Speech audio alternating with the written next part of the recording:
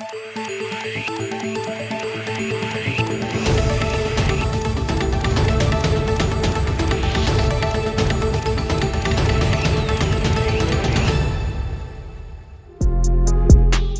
saya sangat berbangga apabila melihat kekuatan yang ada dalam setiap individu apabila kita bercakap tentang aspek bermasyarakat dan bernegara di dalam negara di bumi bertuah ini.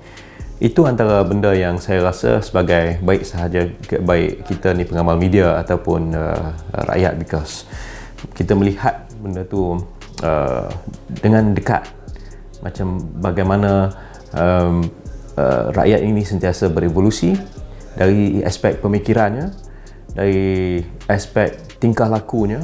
Jika kita perhatikan dengan teliti mengenai bernegara dan bermasyarakat ini, paling penting sebagai salah seorang anggota masyarakat di Malaysia, kita tidak terlepas daripada perdebatan, diskusi, percanggahan pendapat maupun perbezaan dari segi latar, ya.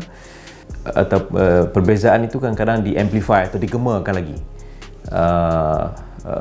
oleh aspek-aspek seperti politik, yang saya rasa itu tidak sepatutnya menjadi satu kekangan kepada kita untuk lebih memahami dan mengenali antara satu sama lain. Sejarah singkat pengalaman saya dalam ruang menguruskan media di Malaysia ini, yang pengalaman singkat 14 tahun ini mengajar saya tentang beberapa aspek. Antaranya seperti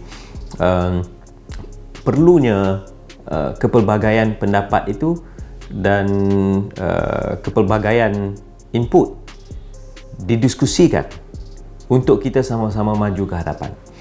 Untuk kita sentiasa mengingatkan antara satu sama lain keperluan kita untuk membina negara.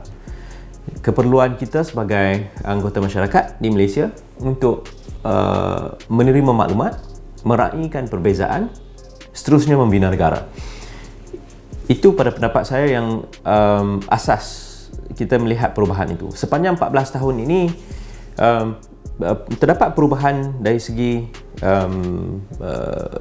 kebebasan, aspek kebebasan media.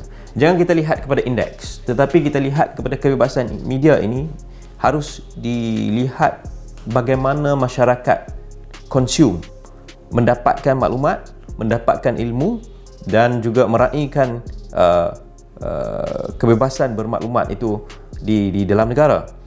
Jika diperhatikan kepada kekuatan, berbalik kepada kekuatan masyarakat itu yang bijak menilai setiap informasi, dan bukan sahaja bijak menilai setiap informasi, malah mereka tahu di mana dan bagaimana untuk mendapatkan informasi tersebut. Seperti di awal ni, it's not about the space for dissenting voices. Dia bukan mengenai memberi ruang kepada suara-suara yang bercanggah pendapat semata-mata. Tetapi dalam konteks kebebasan media pada hari ini, yang perlu kita perkuat dan memberi ruang untuk ditambah baik ialah mengenai kebebasan untuk akses kepada data. Kerana kita sebagai orang yang consume di social media, di media sosial, we will get lot of information there. Jadi kita sebagai media ini, bagaimana kita dapat bridge dan memainkan peranan dan sentiasa relevan dan memastikan kita juga sentiasa di hadapan. At the end of the day, the principle must be clear. We are here to help our brothers and sisters, our family, Malaysian family, keluarga Malaysia, untuk mencapai, to make well-informed decision, untuk membuat keputusan. So this is very important as a journalist, sebagai sebuah saluran media, dan memahami keperluan tersebut. Dahulu kala saya diajar dan saya didedahkan dengan pelbagai aspek berasaskan teknologi untuk membantu menyampaikan maklumat kepada umum dengan harga kos yang sangat mahal. Teknologi kadang-kala dia bermain dengan kos yang sangat tinggi, tetapi dengan perubahan teknologi yang pantas pada ketika ini, dia membantu kita dalam pelbagai hal dan dia lebih cost efektif dan dia lebih murah berbanding zaman dulu. Dahulu kita nak kena angkut 2, 3, 4 orang untuk nak ke sesuatu lokasi bagi saya dia makin lama dia makin membantu.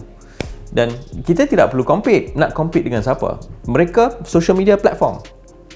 Compete kita adalah dengan diri kita sendiri, untuk bagaimana sentiasa mempercepatkan proses perubahan kita seiring dengan kematangan masyarakat dalam menerima maklumat.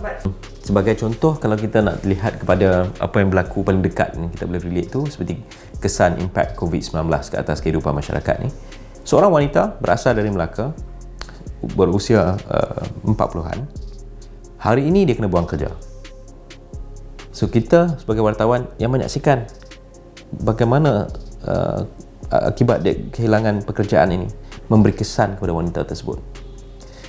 Tetapi dia tidak mengambil masa lama. Dia hanya perlukan masa seminggu untuk pivot and untuk beralih dan merangka strategi baru untuk hidup. And they turn herself into entrepreneur. Dalam tempoh seminggu keputusan dibuat, sebaik sahaja hilang kerja, and now she's making 5 kali ganda daripada dia dapat gaji bulanan sebelum ini. Ini salah satu daripada saya rasa inspiring story yang harus diceritakan kepada umum, kerana dia menjadi contoh kekuatan kita yang kita ada pada kita untuk dia move. So it goes back to the fundamental. We are here, media, bukan sahaja to educate, to inform and entertain.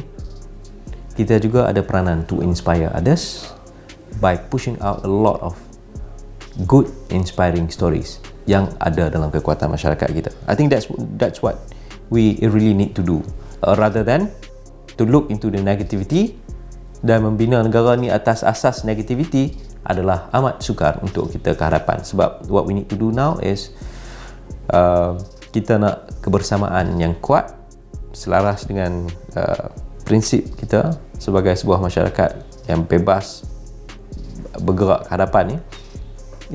Benda-benda kecil ni kita tolak tepi, dan macam mana kita nak mara ke depan.